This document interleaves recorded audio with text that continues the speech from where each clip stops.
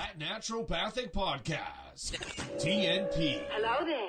Hi, and thanks for joining us. I'm Dr. Creatinine. And I'm Dr. David Miller, and we hear your frustrations. This show is for you. This show is for you if you're feeling like your current healthcare strategy is not getting to the root cause or the underlying reasons for your health. This show is for you if you've been told that you're fine, but you definitely don't feel very well. This show is for you if you're walking out of your doctor's office with 1, 2, 3, 4, or even 5 medications without any mention of diet, lifestyle, or a long-term game plan. This show is for you if you've got several specialists taking care of you, but no one is really putting it all together. This show is for you if you believe that health should be part of healthcare. These problems have solutions. We know it. Our patients know it. And we want you to know it. Naturopathic medicine is the solution that you need to know about. Hey everyone, Dr. Dave here. As you probably know, this podcast is all about getting the word out there that naturopathic medicine has got some serious game. Educating and inspiring our listeners to work towards and achieve better health is what it's all about. But just like it takes energy and effort to invest in and strive towards greater health, it takes energy, effort, and financial support to do all the podcast things necessary to keep this message coming at you. So please afford me a moment to share our gratitude and give a real, heartfelt thank you to our show sponsor, Cytomatrix Canada. Their patient-focused vision of improving health outcomes with the use of high-quality, naturopathic doctor-designed supplements is 100% in alignment with what we're trying to do here at the podcast. Their enthusiasm for supporting what we're trying to do for you, the listener, encourages us to keep producing content that will inform and inspire. Thanks again to our sponsor, Cytomatrix Canada. Okay, welcome to another episode of That Naturopathic Podcast. It's Dr. Dave here, and of course, got my sidekick, Dr. Hello. Michelle Pobega. What's up? Hello. What's going on, Michelle? Oh, enjoying the week off. It's been lovely. It is. So, It is lovely. but I'm super excited for our guest. Yeah, we know this. We know this guy. I thought he was my boy. No, we go way back. Yeah, he's your boy, actually. Justin's a way back playback for me. Yeah. Well, we could clarify your history with him before people get the wrong idea.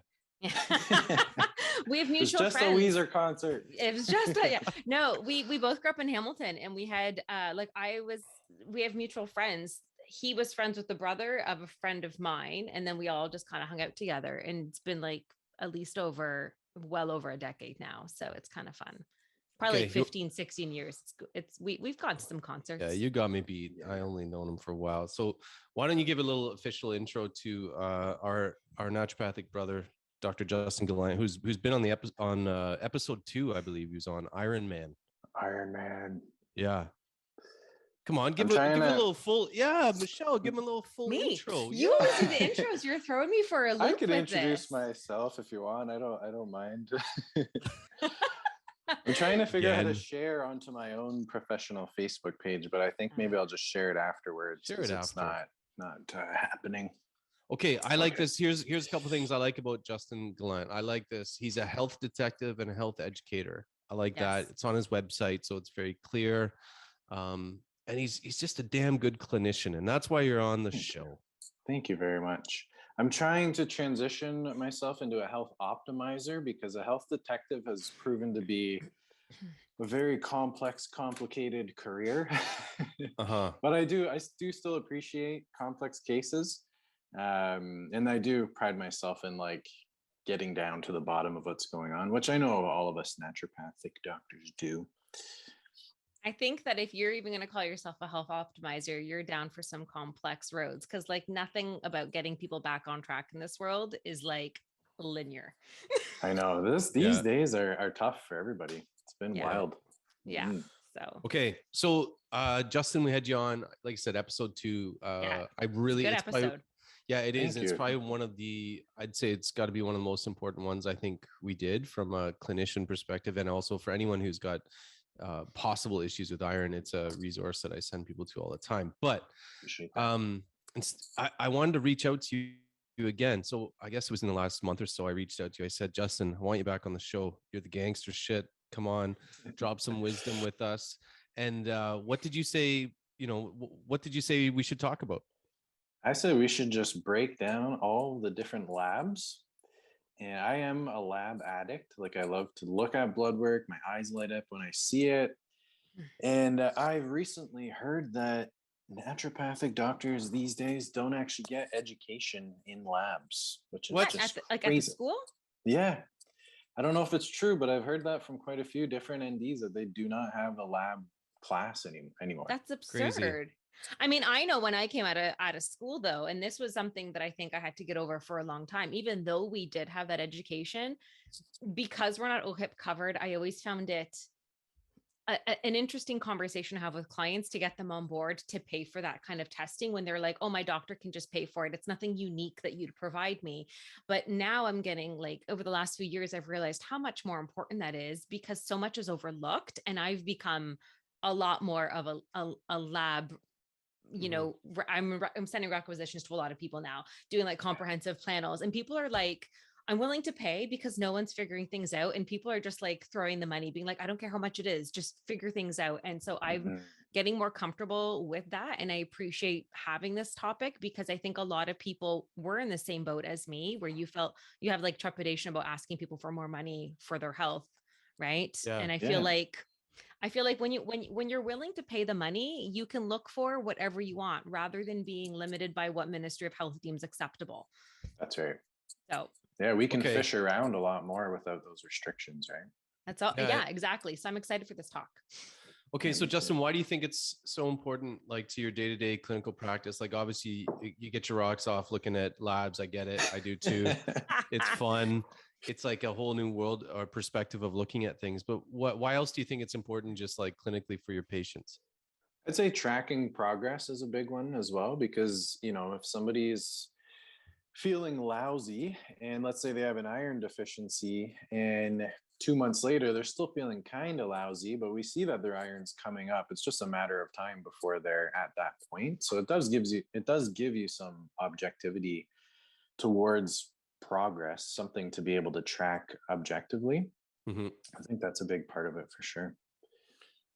And then ruling out things, I find it helpful a little bit for that too. Like I think your episode on iron really, I think ever since learning a little bit more about iron from you, I think I've gone down the lab rabbit hole even more, and I do more and more stuff, and I find the same sort of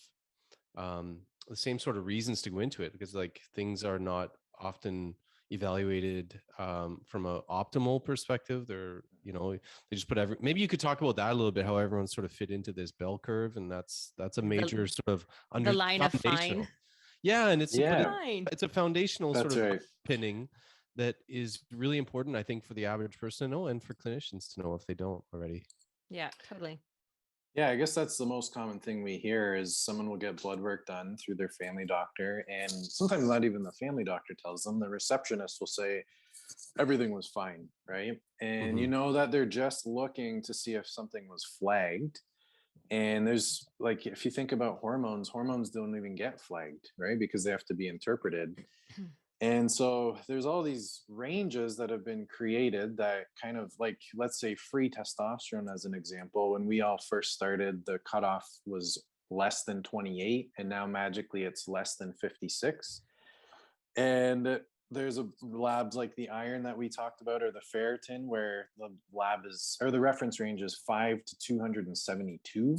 Oh my God, it drives me nuts. I know, honestly, I need to like sit down with Life Labs and be like, okay, we need to reassess this reference range, right? Because these ranges are basically just making sure you're within that 95%, and they're kind of making sure that maybe you're not going to die, but they're not like anywhere near optimal, right? You don't have X disease.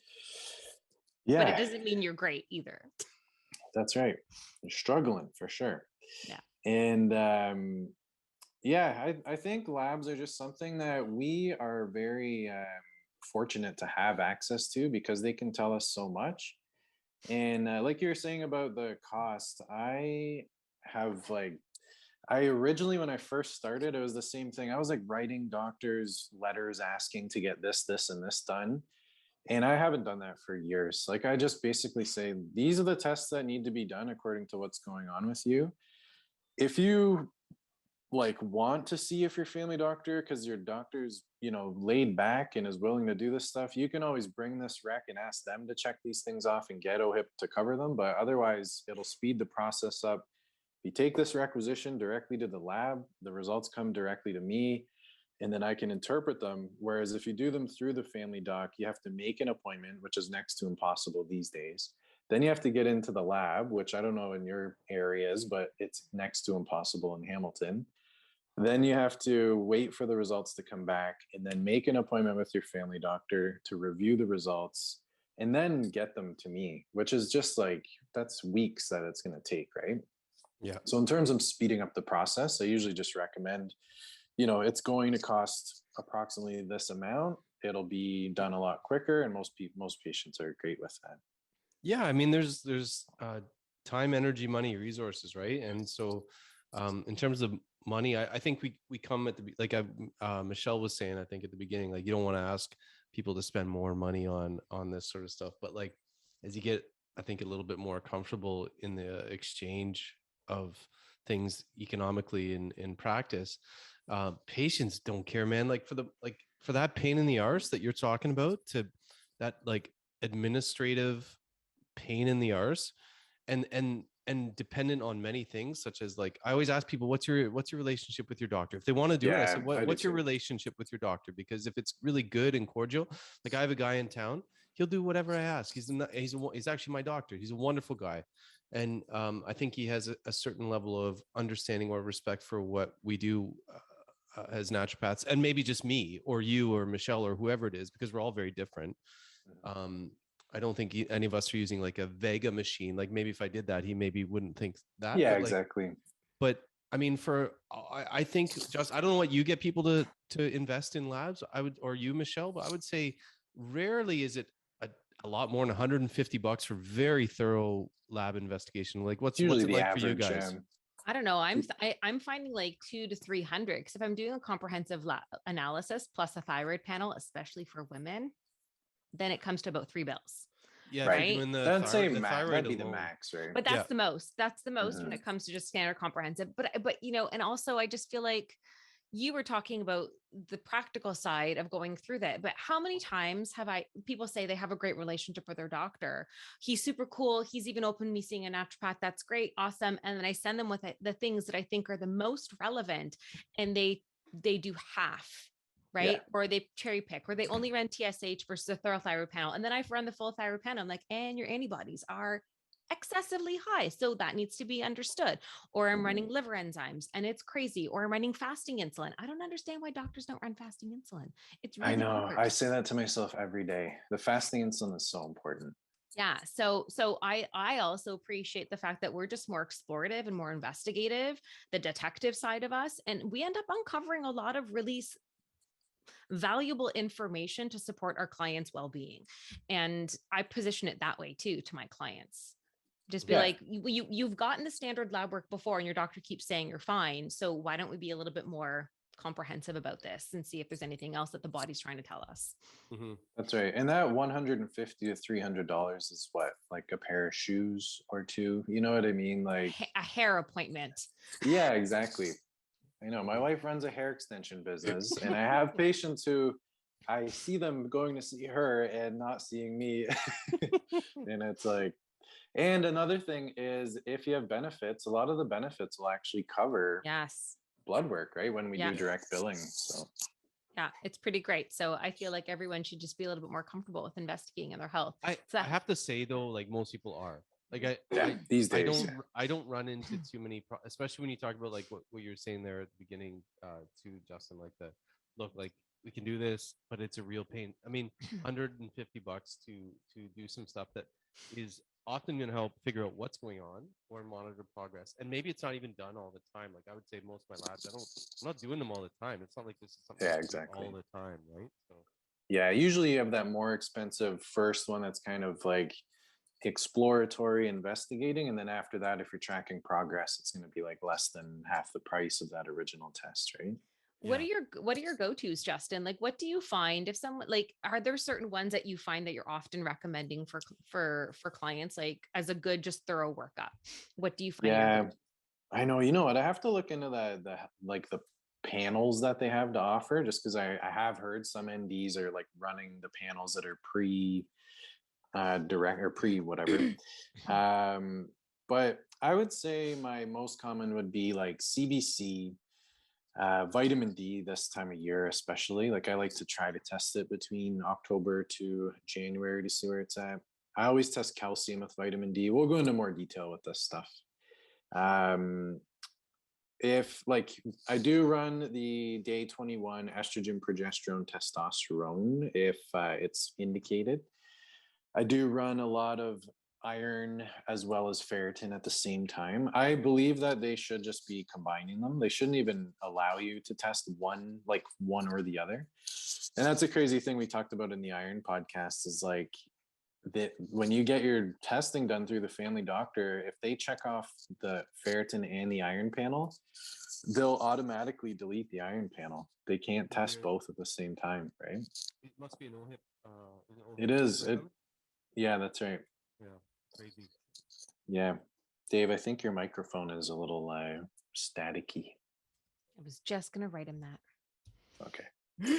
I would say, and there's lots. I honestly, I run so much blood work.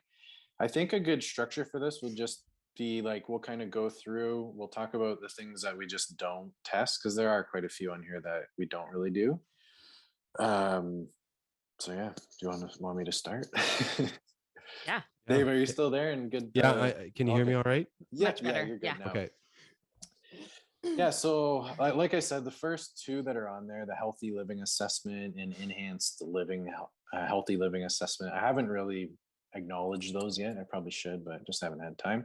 I'm going to say something I recently did, because when I was picking and choosing things, I found that sometimes the labs would miss all the little various check marks. If I just check off the panel, it's more encompassing, and it includes a lot of the things like the liver, the cholesterol, everything is all in there, and the vitamin D. So the enhanced living panel is kind of like my go-to now. Okay. Especially for a first one-off, but just FYI. Well, guys, let's make sure we talk about what's on the panel, because people may not know exactly what's behind the scenes with what's in the panel.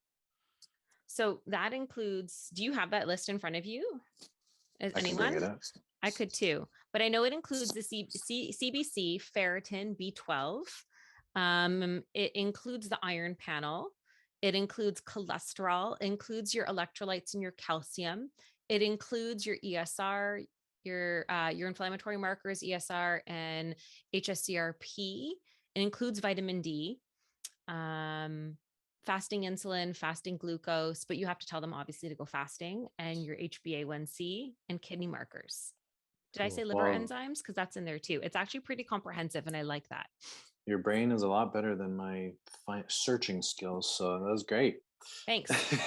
Sometimes she works. One thing that's super important that I feel like I'll forget to talk about too is making sure that you do go fasted, because what I've been seeing a lot of lately is patients going to get their cholesterol tested and their family doctor saying that they don't have to fast for it anymore. And then all of a sudden their cholesterol looks high. And then if I send them back fasted, their cholesterol is completely fine. And they were prescribed a statin in between. And I just read a stat not too long ago that what you eat can affect your cholesterol levels for up to 7 hours. Oh, really? Those ranges, yeah. And those ranges are based on a fasted population. So we don't want to be like, snacking down on a bunch of foods that are going to elevate our cholesterol and then tests. And we don't want to abnormally skew our results into a place that makes us anxious and worried. And frankly, I'm also just not worried about cholesterol for the most part. I think it's honestly we're pretty trigger happy with cholesterol. Yeah. I would say. And I was just like, I was reading in my recent book that I'm reading, and he was like, it is just nonsense. It's actually, certain countries have shown that higher levels of cholesterol as we age is actually protective for us. So our levels should kind of increase as we get older. And I was like, well, that's new. Nobody talks about that. Well, it makes sense, right? Cholesterol is the building block of all of our hormones. So if our hormones are starting to drop, we're going to produce more of the building block to try to make up for that, right? Cholesterol is pretty badass, and we need to start giving it the credit it deserves. I know. And vitamin D precursor, right? In every single cell hormones, membrane. Neurotransmitters, brain health, like cell membranes. It's just getting, what do they call that? Thrown under the bus. Yeah, it's basically getting the blame for other problems in the body because it acts as the body's band-aid for all the problems, where it's really, and I think that's a big part of the education that we do with people coming in with cholesterol and their doctor's saying, oh, it's excessively high, and they're freaked out. And I'm like, okay, let's take a look at some of these other parameters, like your blood sugar, like your stress, like your, right? So yeah, and running the Reynolds risk score is always good too, right? So they can actually see, you know, how relevant their cholesterol is, because your What's the cholesterol Reynolds can be- risk score? Reynolds risk score is a more advanced version of the, oh my goodness, what's the other one called? Where it's just a The couple. Framingham? The Framingham? Yeah, Framingham. That's right. Reynolds risk score takes into account like if you're a smoker, what your systolic blood pressure is, your Right. age, if one of your parents had a cardiac event before 60, like there's a bunch of other parameters. there. HSCRP, that's cool. Yeah, HSCRP, HDL. So it's just a little bit more comprehensive. Mhm. And I kind of look at the cholesterol as like, because there is a lot of debate and there are a lot of factors. Like if somebody has high blood pressure and kind of all the other factors, I like to try to, like, if let's say their triglycerides are through the roof, I'm going to want to bring those triglycerides down, right?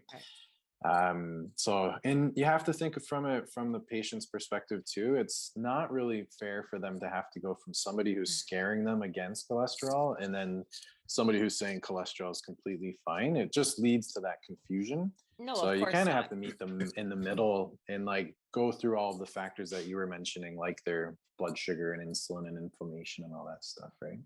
And liver health. Liver health. Getting into that one in a big way. Sheesh. Yeah. Yeah. So speaking of that, we have cholesterol next. Yeah. The lipid assessment panel. I do like to run that just as kind of a general, like if we're running the insulin and the blood sugar, the cholesterol is kind of like, especially if somebody's younger. Is my mic muting at all? Like, you're good. Okay. I put it on do not disturb and I'm having like a million messages come through for some reason. No, you're clear.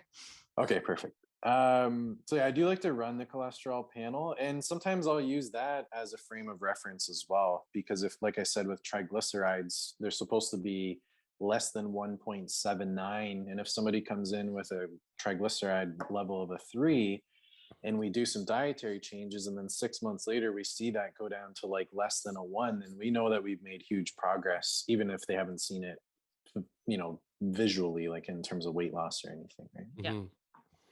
It can be motivating in a way too, right? Like some of the like you're talking about this lipid panel, like we were talking about maybe a bit of dubious or sometimes really helpful and sometimes maybe not the most worrying thing. But if that's going to motivate someone too, right? If someone's very motivated by it, hey, let's help, you know, get them towards their goal and give them what they want and how they need what they need exactly. You know? Yeah. Right. Yeah. And I do have patients who are on the keto diet who just want to check on their cholesterol to make sure that it's not like up at an 8 or a 9 or something. And Right. So it is kind of cool to see the variation with that too, because the majority of my keto patients, their cholesterol is like squeaky clean, optimal, and then there are some where it just all of a sudden goes like through the roof. Mm-hmm. So it's kind of cool to like be able to see how different people react to different styles of eating, right? What? You're saying not everybody's the same? I know. Can you imagine that? What? Some people don't react the same way to the same diet. I know. Wild. It is wild. Individuality. Who knew? But it's maddening too, right? Like, I mean, Yeah, it's true. I almost wish it was easier. Like, Yeah, it's true. I don't love that it's a pain in the ass to individualize things, but you got to do it. Yeah, you got to do it. It's the cornerstone of good health. We also have the thyroid panel, which you brought up, which is very, very important. And I run that quite often as well, especially because mostly we're just seeing TSH being tested and everybody told that their thyroid is completely fine. Mm-hmm. But then, and sometimes a more progressive doc will do T4 and they'll say everything's fine. T4 is within the range. But then you have to think T3 is the active thyroid hormone. So we want to see what T3 is actually doing and make sure it's on the higher end, if anything, to be stimulating the rest of the tissue. And then if that's low, the thyroid panel gives you reverse T3 so you can see if they're channeling it into reverse T3 instead. And then one really important thing with the thyroid panel is the thyroid antibodies, which is that anti-TPO they brought up. I can't remember what we talked about before we went on air and what we talked about when we started, but the TPO is huge. Hashimoto's is so common, and it is just completely disregarded in the conventional side. And it just blows my mind. Like the cutoff is like you have to be less than 35. I'll have a patient who's a 500. I'll send the blood work to their family doctor saying, can you do a thyroid ultrasound? And the patient is told this test doesn't matter at all. Mm-hmm. It's like, how can you say such a thing? It's heartbreaking. It's heartbreaking. It is heartbreaking. I know. And then we finally convince them to do a thyroid ultrasound, and it's like, oh, they have nodules and their thyroid's enlarged, and they do have a thyroid issue, and it explains all of their issues. Mm-hmm. And one thing that I've seen with Hashimoto's is that usually the rest of the thyroid markers don't matter. They'll have a normal TSH, normal T4, normal T3, but as long as their anti-TPO is elevated, their symptoms will correlate with that more than the actual rest of the thyroid panel. Well, isn't it that your antibodies can be elevated for years before it actually affects the TSH and hormone levels? That's what it seems like, yeah. Because I like the ones who have had elevated anti-TPO for years and nothing was done, usually that's when their TSH starts to come up for sure. But you just mentioned something in passing there, though, Justin, which I think is really important principle, is that we're looking at labs in the context of signs and symptoms and history. Mm-hmm. Right. And I think some of that stuff that's really basic, I think we should still say, because you're probably going to have a lot of these things that you're looking at in most people or in a lot of people, but in other people, you're going to pick according to signs, symptoms, history. And I'd say doing that, I rarely get a lab like a bunch of results without something found. I always find something. I know. Yeah. I always highlight it in yellow too. And it's just like, I feel like that allows but the patient, once they see all the yellow, they're like, okay, we have to do something about this. Yeah. Whereas if it's like, yeah, this one's a little bit too high, this one's a little bit too low, then they don't care as much. Right. So I do find that that's helpful for sure. And then we're also like working in optimal ranges rather than just reference ranges. So even then, it's not just what's flagged by the lab, it's also what's going to actually get you to how you want to feel and make your body work at its best. So I'm already highlighting stuff that hasn't been flagged. Yeah. And I imagine you guys are doing the same things. Then you're going through it and like the client comes in being like, oh, it's only like 2 things are flagged. And I'm like, well, and then I'm circling a bunch of stuff and they're like, oh my God. Right. I know. Yeah. But there's a trend, right? Like that's another thing I find generally conventional. I think Justin sort of breezed over it, but in the conventional view of labs, I think unless something's off, nothing's really said about it. And each thing is looked at sort of independently as just that's just that there. Yeah. As opposed to like, okay, maybe sometimes maybe you guys get this too, but I'll find like one thing that's like off from a conventional sort of like perspective. And then I look at the other, I use the right side of my brain and sort of look at this trends in other things that might be clinically related, anatomically related, or somehow related to that result. And you go, you know what? They're all sort of, they're not off, but they're scraping the bottom of the barrel or whatever. So I think that's cool too, is when you look at labs with the right side of your brain a bit too, and just sort of try and find the red thread, put it all together. Yeah. Put it all together with the symptoms and everything else that's showing up. Totally. Which takes a while. I mean, it's not like I found some red on your lab.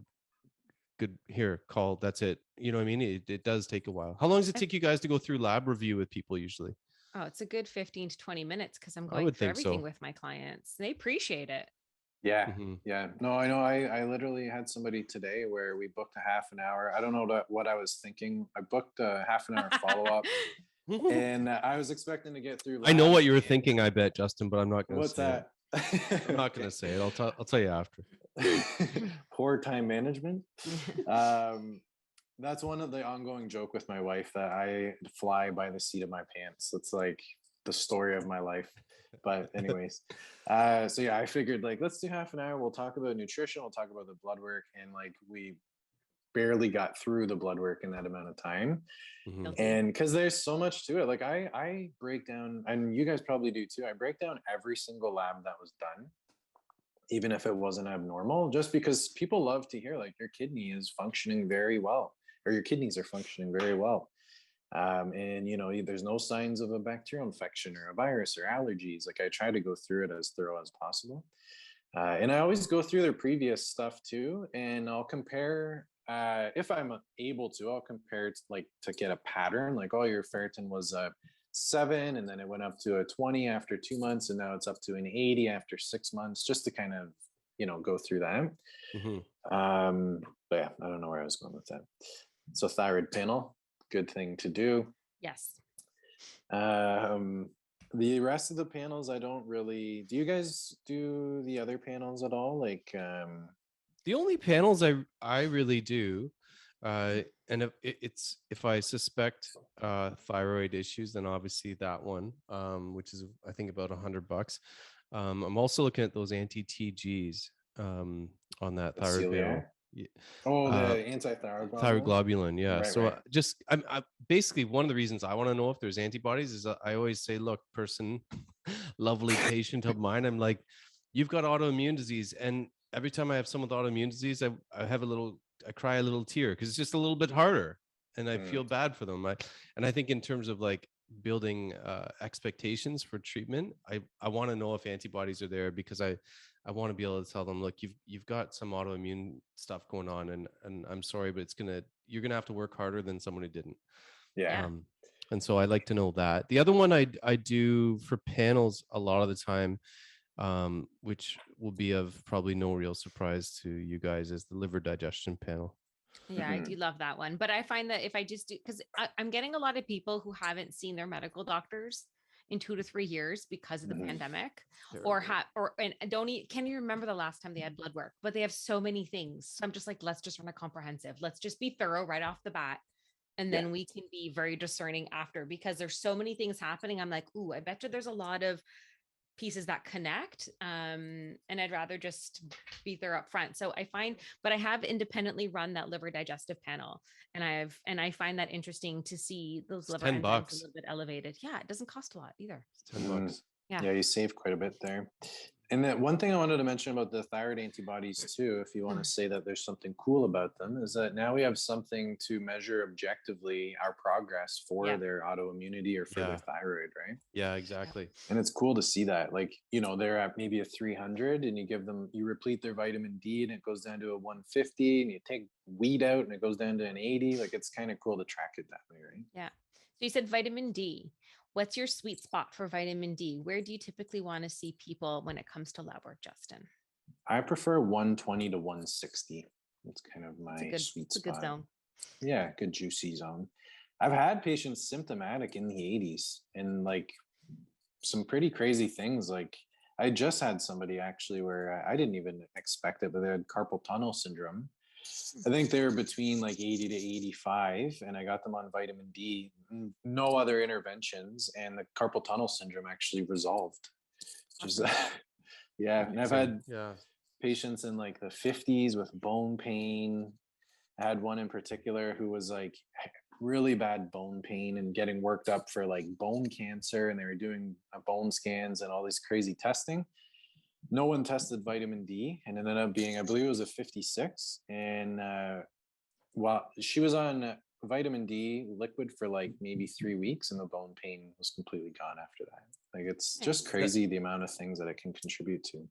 That is one that I tell people, I say, look, if you're okay with it, let's just run it. Like, I find 35% at least of my very sort of predominantly Caucasian pale people are low, and arguably that's one of the only reasons to have this pale thin skin is to make sure that your vitamin D doesn't go into the basement in the winter.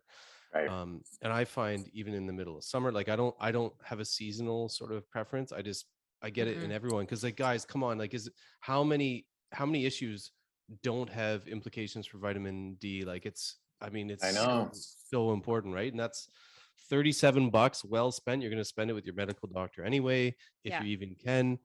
I'm like, I got about 3 that I'm no nonsense with: vitamin D, the iron panel. That's probably you know what? It's at least It's at least those two in terms of And vitamins. CBC, right? Probably CBC. Yeah, Oh, you sorry, mean but vitamins? sorry, Yeah. like vitamins. Yeah, like I used to run vitamin B12 more, but it can go kind of, you can get some whack. Yeah, Some whack stuff I find with it can vitamin get D. really variable depending on where people are in their healing crisis. Yeah. That's Yeah. true. And then Paul Anderson, he wrote some interesting stuff about vitamin B12, how it can, when there's hematological issues, sometimes it's falsely elevated. You get some weird, like if someone's not taking B12 and their B12 is really, really high, that's weird and it needs to be investigated. And then I think I learned about, there's another one where levels are important. Like I think in Japan, the level of low vitamin B12 is like 500 or something. Starts at like 600 to like 1,000 or something. And I'm like, why is ours way better? Yeah, because what's ours, like 167 or something like that? I think it's 138 to 652 or something. Something ridiculous like that. And then they're always flagged at like 700. I'm like, no, you're fine. Yeah, exactly. And the other thing is, like with that one, I think it even says, I don't know if I've seen it on every time I've got it back low, but on results it'll say like half of the people or 1/3 of the people with a level below this will have like irreversible nerve damage. Well, that sucks. Yeah. I know.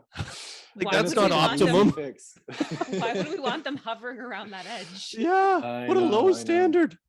Yeah. Well, you know what I see clinically? Anybody before 400 seems to have limbs that fall asleep a lot quicker. Yep. And everyone can relate to that. So I usually try to get them, if it's below 400, they can kind of use that as a barometer if they're feeling better, which is kind of cool. But vitamin D, another thing that's important with that too is to make sure that we test calcium levels with vitamin D, just because if the calcium levels are high and you take vitamin D, you can be at risk of kidney stones fairly easily. So I always test those two hand in hand. Which one are you testing? Are you testing regular serum? Okay, not your ionized. No, I just stick to the serum. Calcium. Same. Yeah. And I always recommend watching out for that. And if somebody is going to go through their family doctor, just to make sure they ask for calcium as well, so we know that, because no one wants kidney stones. Any other electrolytes? Are you measuring at the same time? Are you measuring any sodium, potassium, magnesium, any of that stuff? You know what? Like I do them here and there, depending if somebody's doing like, overexerting themselves or they're feeling super lousy in the mornings. But are you like, do you mean just in general or correlated with vitamin D? No, just like in general, like if you're, because I'm torn on that one. That's one that recently I've been ordering more just to get an idea from a kidney perspective and nervous system perspective. It's hard because you kind of have to, they're only a couple bucks each, but you kind of do have to experiment in a way, because clinical understanding of things is not always the same as like what we just get taught or read in books, right? So I'm trying to find correlates a lot of the time, and trying to do like how you've done with iron. You find correlates of, okay, it's actually this level where I clinically find this is very relevant, even though the levels might be normal or whatever. I don't know. I'm trying with like twitching. Say someone's got twitching and sort of for like, sure. Yeah, and then I'm going to look at electrolytes, and then it's interesting to have a view of their kidneys from that perspective too. I think like you touched on too, is that most references for labs are still speaking about reference ranges. So that optimal area or even ratios, like what's my potassium to sodium supposed to be? What's this? And ratios and stuff. And even like when we talked about on the parasite podcast that I had with you, and I was talking about the ratios of the white blood cell breakdown, the differentials compared to the total, and looking at percentages and not just what's in reference range, because there's supposed to be a certain ratio of them. And I find a lot of things for lab references, they don't give you that information. So you have to start to just be more that, like, for lack of better words, detective, even though we use that a lot. Like there's not a lot of those references that help you really put the pieces of the puzzle together.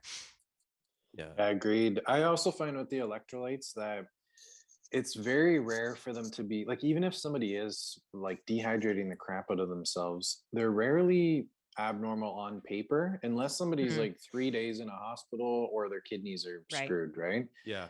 And so I do look at them like if somebody's coming with palpitations, twitching, I'll check them to see if like potassium's too high or if they're having like a lot of coconut water and stuff like that. But I find that I'm interpreting them more coming from the conventional docs rather than me running them personally.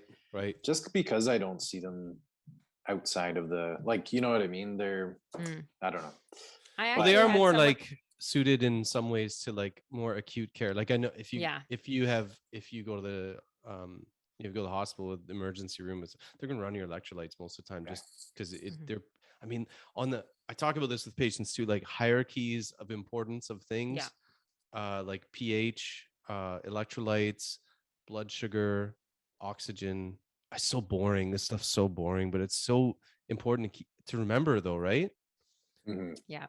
That's why I'm glad you brought up the insulin and fasting insulin and fasting glucose too, and that's a newer thing I've added. And I think that's me too. Is it? I know, I haven't. I was doing the. We didn't learn it in school too much, right? No, but the fasting insulin, and recently I've been doing that HOMA IR is what you're looking for when you're doing HOMA IR. But I've also been doing the insulin glucose challenge recently to see how things move on a 2-hour mark, because that's also even more functionally relevant than just a static number. And I'm trying to understand how to decipher that one too. Because that's important to see how the body actually moves, because some people overcompensate, undercompensate, like it's wild to see those results coming. And I've only started running it a few times, so I'm hoping to get a little bit better at that one. I'm interested in that test, but I feel like patients will hate me if I send them. I pre-warned them. I was like, don't hate the me. 2-hour one. You got to drink a disgusting drink. But if I think it's really relevant, if I think that it's enough for me to understand insulin versus glucose fasting and do the HOMA IR, I do that. But then there's some of my clients where I'm just kind of like, especially weight loss clients who are really struggling, I'd like to know how that dynamic is happening. So yeah, no, that test is huge. And I literally, I think I've been running it maybe in the last year and a half. And I'm like, how the heck have I not been known about this or been testing it? Same, man. It's crazy. Even just doing HOMA IR, there's so many people who are insulin resistant. And I was like, I'll literally tell them, go ask your doctor. And they're always like, you don't need this test. And then I run it and I'm like, can you go back and show your doctor that you're insulin resistant? Can we have this conversation now? They still won't believe them though, because they need to see it above that, like 180, you know what I mean? Like the objective. Oh man, it's crazy. I know. That one drives me crazy because of those hierarchies of like blood. I remember from teaching physiology briefly, that's one of the main causes of aging is glycosylation of tissues. If you don't get a handle on like blood sugar, it ain't pretty. Everything is masked. It screws up everything. It's like not having enough oxygen. Dumb, never good. Never good. Not good. And it's, the conventional understanding is you're fine. 20 years later, you've got diabetes. Like, no, you don't. Yeah. You had insulin resistance for the last 2 decades, you numpty. It's only you're fine until you're not fine. And then it's like, oh, all hands on deck. And it's like, yeah, but you could have just looked at this in the years prior. Same with vitamin D. I just want to circle back. I've literally had people come back to me and say their doctor thinks it's irrelevant to run vitamin D because it's always low around this time. So there's no point in running it. And then they don't even recommend anything. And I'm like, how is this? Well, wait. I think there's if this is Ontario, give a little. So you have to give a little bit of extra.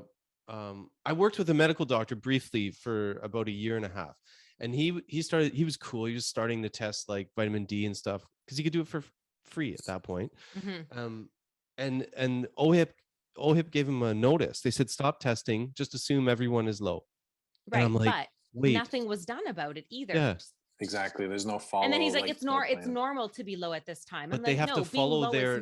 I feel bad for them in some ways, right? Because they got to follow their damn algorithms, and they'll get dinged if they test stuff they're not supposed to in the wrong order or whatever. And that's what I tell clients, because they're like, why won't he run if it's so important? And I was like, well, they're probably being told they're not allowed, or there's certain restrictions of what they can and can't do, which is why I try to encourage them to just run things through me, and then we can just get the job done.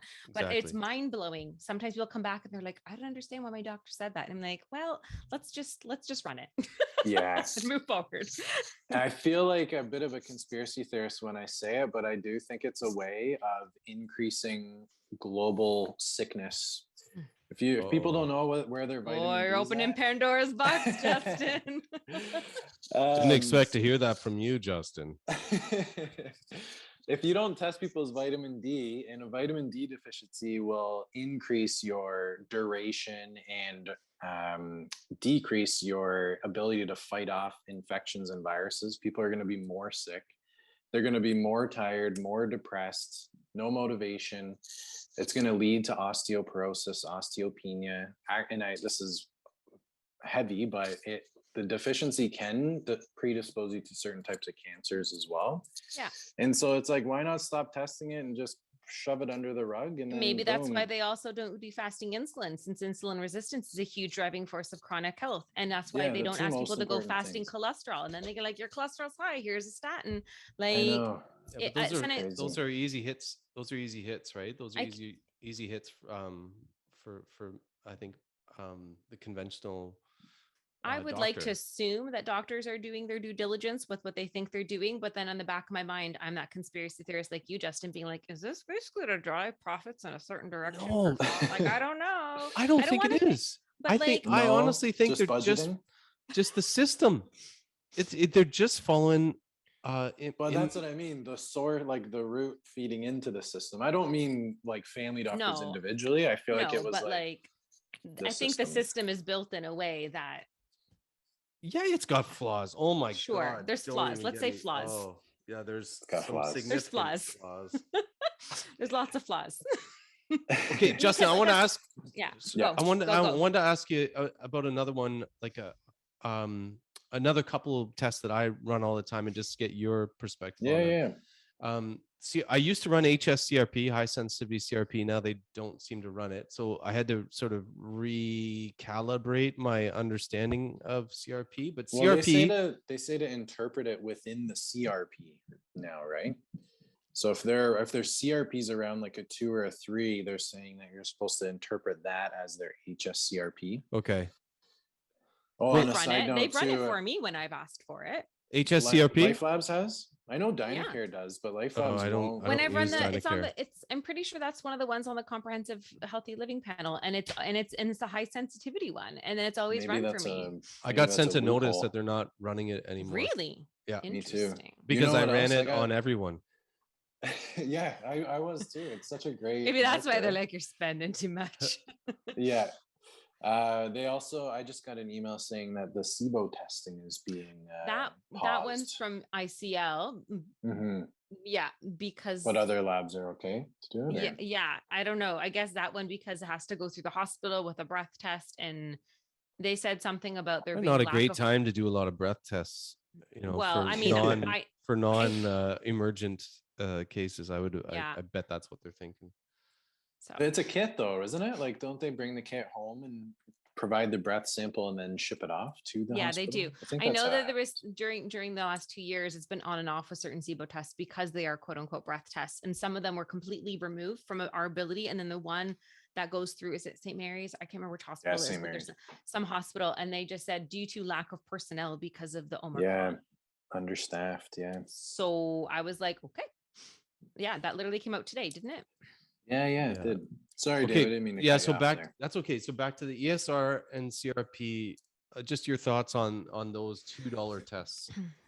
Yeah, I like to run them because they are so cheap, but I always will warn the patient that they're not 100%, because I've had people with like disfiguring rheumatoid arthritis and their CRP and ESR was completely fine. And then I've had others where we're like, we don't know what's inflamed and they're through the roof. But there's kind of some patients where when they're slightly elevated, then you can at least use that as a functional marker of like reducing their inflammation. So I do run them often, especially because they are so cheap, for sure. So what do you consider slightly elevated for the two of those, for ESR first? ESR, I don't like it to see it above a 12. I know their cutoff is a 30. But it seems to correlate clinically. Like if it's like a 12 or 15, they definitely have some inflammation going on somewhere. I go even lower. I've gone lower. I've told between 2 to 5 I've heard some people reference that. Even like, when I see 5 or 6, I'm already, because I see so many, I do it on everyone because it's $2. I do it on everyone. And because of that, I think I've seen 5, 6, 7, that level already start to show a bit of like, okay, that's good to know. Yeah. I've See, heard that's where the I've heard 2 clinical to 5. experience comes in. Yeah, yeah. What 2 about to 5, what yeah. about Hscrp? I've always heard under 1 is ideal. Hscrp under 1 for sure. And then the CRP, you could kind of interpret it the same way, right? Like, I know their cutoff for that is a 5, but I try to just get it as low as possible. And when you have these like health freaks that come in, usually theirs is undetectable, right? So I do strive to get it as low as possible. For sure. One thing with the ESR too is that if it's like super high, that's when, and if they're having headaches, that's when you want to rule out that temporal arteritis or any type of artery inflammation, right?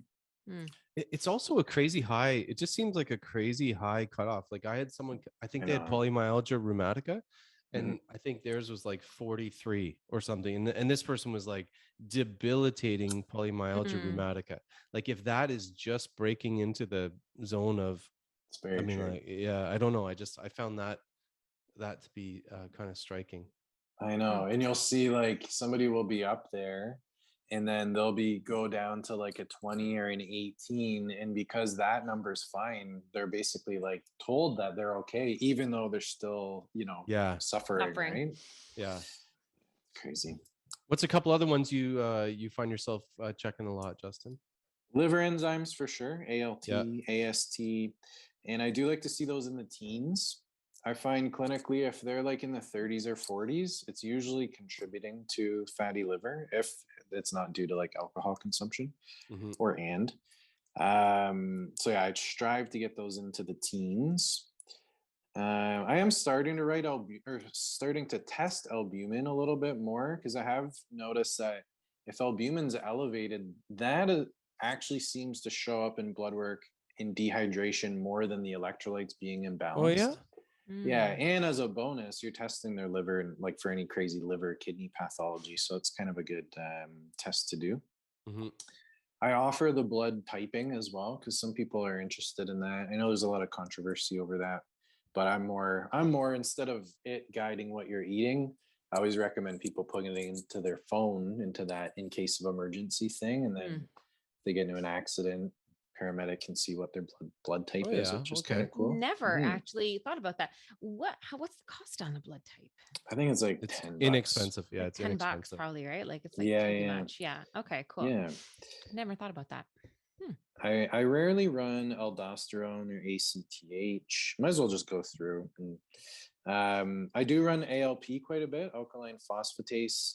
And I'll run that, especially if somebody's having upper abdominal pains, because it can be an indicator that the common bile duct is inflamed if it is high. That's a good one for clinicians to know. Good one. Yeah.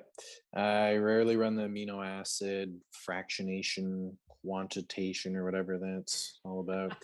I do run if somebody comes in with abdominal pain, or you guys will like this, if their stools are kind of weird, I'll run amylase and lipase as well. And obviously, if those are high, they indicate amylase will indicate chronic pancreatitis, whereas lipase will indicate acute pancreatitis.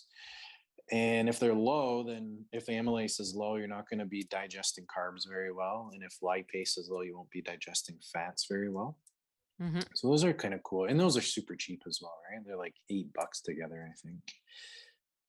I didn't know that. I didn't know they're that inexpensive. That's good. I've honestly never run those enzymes, even being in gastrointestinal health. I've never run those enzymes because usually just like by looking at their poops and looking at other things, I'm kind of like, all right, we got to support some stuff there. But well, I got into them because of my own bout of pancreatitis, actually. Oh, yes.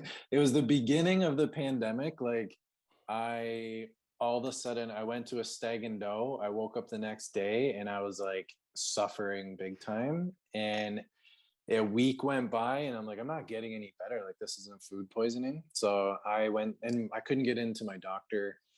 So I went to a Life Labs and at the time it was so fresh pandemic. The only screening question was have I been to Wuhan, China in the last week or two? And so I had the blood work done and my lipase was through the roof. And then I had, that kind of got me in, just like experiencing hemochromatosis got me into the iron, I kind of did a deep dive into the pancreas, and Nice. I've caught on to quite a few cases of pancreatitis that, because personally, when I was getting these little hints of pancreatitis and I thought it was indigestion, like over the years, and then all of a sudden I got it like super intense, and then I realized it was my pancreas that was inflaming. So it was chronic because your lipase was elevated, right? Okay. Well, it was acute because the lipase was elevated. The amylase is for the chronic. My amylase was fine, but you kind of have to go, like, if somebody is actively experiencing that pain at that time, you want to do lipase. And if somebody's just like here and there, maybe like weekly getting abdominal pains, that's when amylase would be more relevant. But I just test them both together because they're so cheap, right? Yeah. Yeah. Nice. But yeah, they can be very useful. And then that sometimes will indicate, like, let's say if amylase or lipase are low, it'll indicate that maybe they have to go on a digestive enzyme for a bit or do something to help their pancreas secrete those enzymes a little bit better. We do have access to anti-Mullerian hormone, which I don't really test too often unless it is a fertility case. It's nice to see that number. ANA, I do test a lot as well. And this has been another infuriating test that I run. I'll test it if there's like random pains, like they can't determine the cause of whatever pain is going on, or if they have Raynaud's, like there's quite a few indications. And it comes back positive. And I don't know if you guys have the same experience in your area, but when I send this test to a rheumatologist or an immunologist, it is not a fun experience. They do not like when I run this test and it becomes positive, and it's nothing but backlash after that.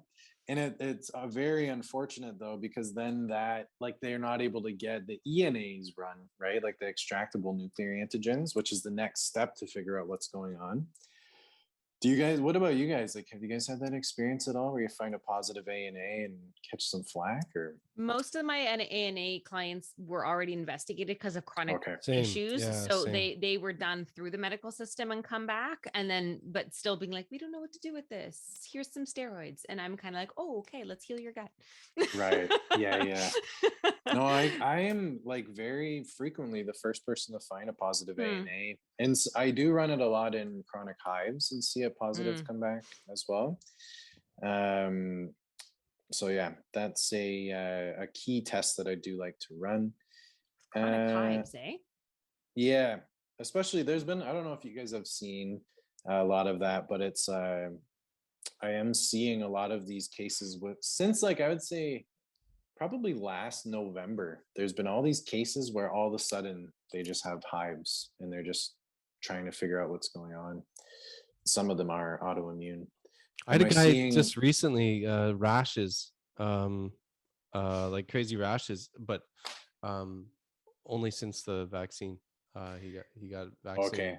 Yeah. Through his immune system for I think so. I mean, I'm no, like, I could get crucified for saying all that sort of stuff. But also, even with like long COVID, people's long-term reactions. And I was just doing something about that through Health Masters and talking about how the immune system and people's resolutions and inflammatory markers and the gut microbiome having a lot to do with that. And a lot of weird random stuff come up as like just long COVID, I think, too. Right? People are just not rebounding the way they need to because we were all already unhealthy as a society to begin with. So it's really difficult to recover, right? So, I mean, that's it. Yeah. Okay, I have one other one before I see that time is running out. I have another important one to go through, and then we should do a part 2. We could probably do a part 20 if we really wanted to. I know. And I do love this. Like I told you guys are great to talk to, and I love discussing blood work because I feel like I don't get to talk to anybody else about it. And I tell my wife, she's like, okay. I know. I tell James, and he's like, can you stop being a naturopath already? Can we just like watch a Marvels movie and just okay?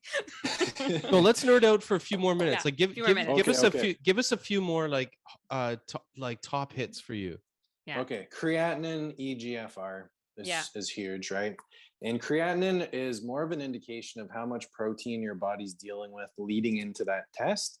And eGFR, or estimated glomerular filtration rate, is your kidney function or your filtration rate of your kidneys. And that GFR is directly correlated with the creatinine. So the higher the creatinine, the lower the GFR.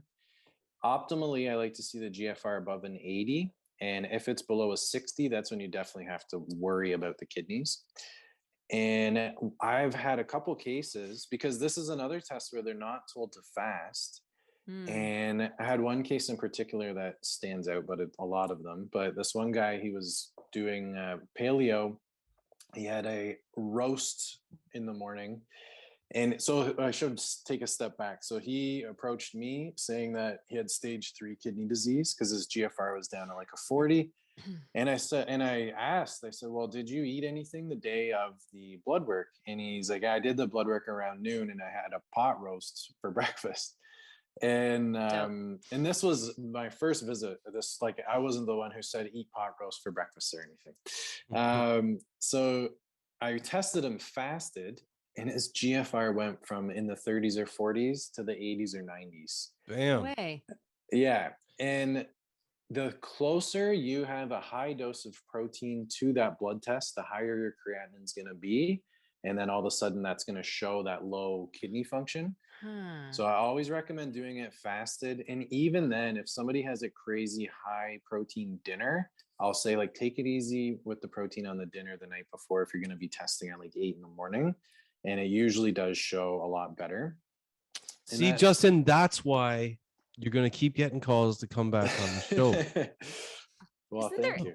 Isn't there something about also thyroid testing being fasting? I remember hearing something about more recently that we should be going in a fasting state for thyroid. Have you guys heard that?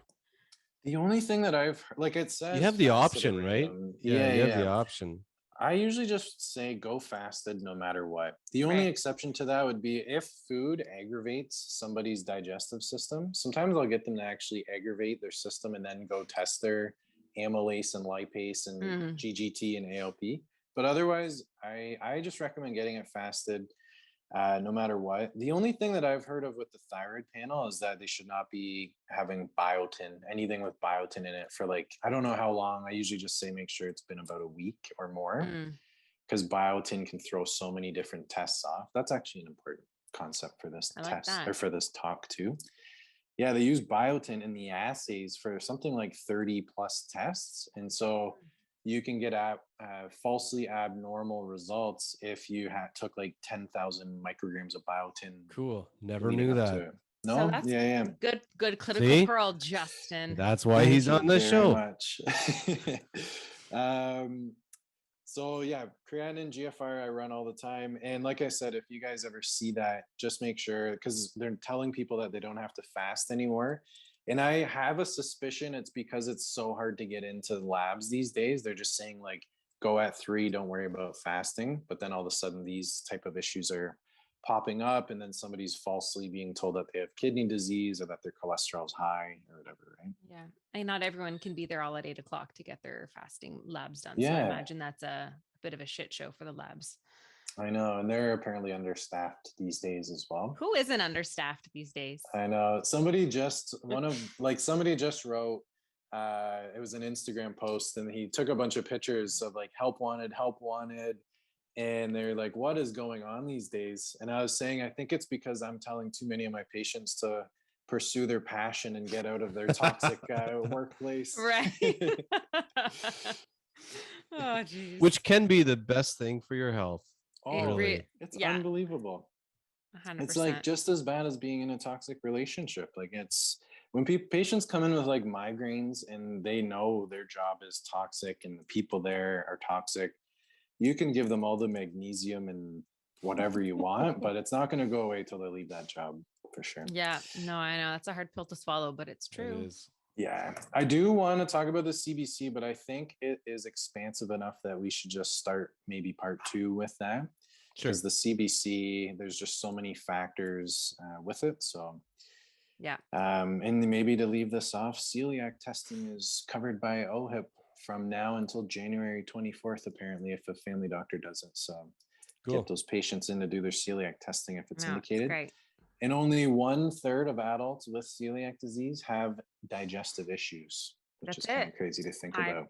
I've had to tell people that. There was always this one wild story. Was it Jonathan Beatty told me? Because he deals with like and he said he had a client who was diagnosed with fibromyalgia like 15, 20 years prior, chronic aches and pains, comes to see him, does food sensitivity testing. They do a celiac test. It comes back positive. She goes for the biopsy, and the technician was like, yo, man, the destruction in the intestinal tract was unbelievable. Probably like 15, 20 years. Coincidentally, when she was given that diagnosis, they cleaned things up. Not a digestive issue at all. Mm-hmm. Weird. And then fibromyalgia, in quotations, went away after getting rid of so like it's not always going to show up with gut issues. So I hear you on that one. Yeah, let's leave it with that. That's a good nugget. Yeah, It was a good nugget. We'll talk. Well, you know what? We'll have to talk about fibromyalgia another time too. Yeah, That's a interesting topic. it's a diagnosis of exclusion, but nothing's really ever excluded. Yeah, And then it's up there. diagnosed. It's up there with IBS, eh, Michelle? yeah. I was just gonna say. I know. There's Yeah. I tell people, well, you guys probably might say this too, but I try to rename IBS IDK because they're just saying I don't know. Yeah. Yeah. The fancy term. It's just like if somebody has migraines, just saying like, oh yeah, you have chronic migraine syndrome. There's your name for it. So live your life now, right? There you go. Here's a painkiller. Yeah, that's right. Yeah. All right. Well, thanks for having me on, guys. This was awesome. I appreciate it. Yeah, thank you for coming on. We'll do it again. And it's all the other stuff, you know, without trying to blow too much smoke up your arse. It's, you can blow it all up if okay. you want. It's the important details that a guy like you is going through that I really think people enjoy, clinicians and people like the idea of eating that protein dinner before the creatinine. Like, man, that practical side that you bring to this sort of stuff is the profession needs it, and patients need to hear it too. So thank you so much for bringing that. Thank you. Thanks for having me on. And yeah, we'll do the next one soon. Send me that invite. Okay, we'll do it. Love it. Okay. You guys have a good night and a happy new year. You Happy too. New Year. Happy New Year.